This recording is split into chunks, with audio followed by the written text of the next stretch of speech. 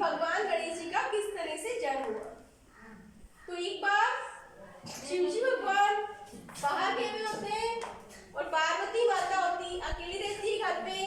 तो पार्वती माता सोचती है कि मेरा भी एक पुत्र हो।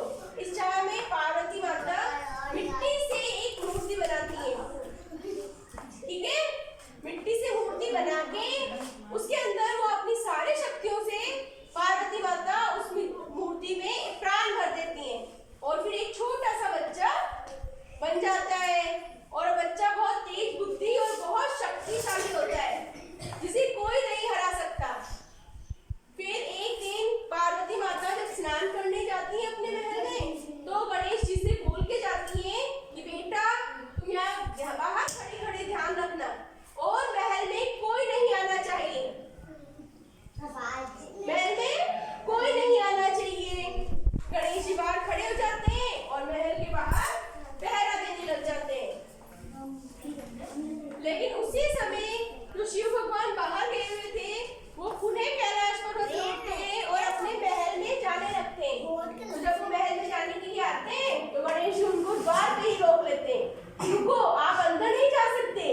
तो शिव भगवान बोलते हैं तुम कौन हो, ये मेरा ही महल है, मैं अंदर जाऊंगा। तो गणेश जी भगवान उनसे कहते हैं मेरी माता की आज्ञा है और मेरी माता जब तक ना बोले उनकी आज्ञा के बिना मैं किसी को भी अंदर नहीं जाने दूंगा।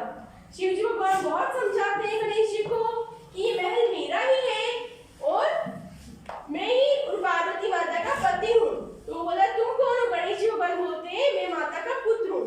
तो बोलते हैं पुत्र मुझे अंदर जाने दो। लेकिन गणेश जी अपनी माता की आज्ञा के ऊपर अड़िग रहते हैं और शिव भगवान को अंदर नहीं जाने देते, है ना।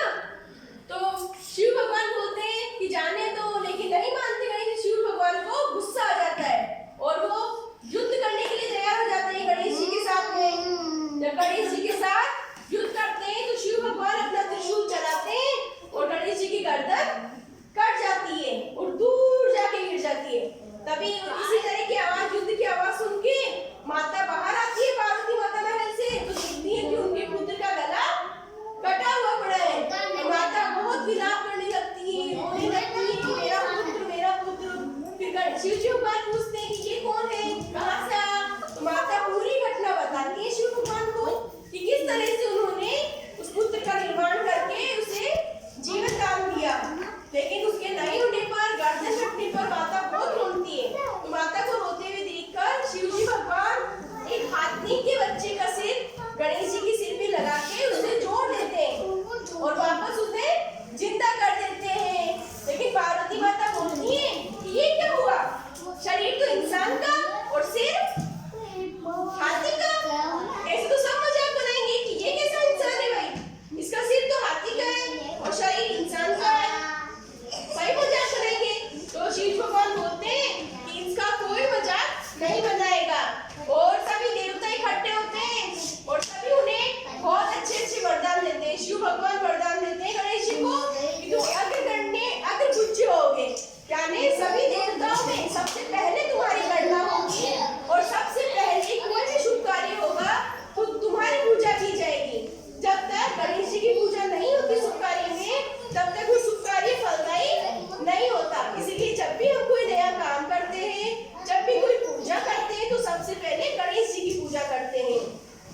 तो इसी तरह गणेश जी अग्रगण्य हैं। गणेश जी किसलिए बोलते हैं गणेश जी को अग्रगण्य, अग्रपूज्य, है ना। तो आप लोगों को गणेश जी की कहानी समझ में आई? तो खड़े हो, बताओ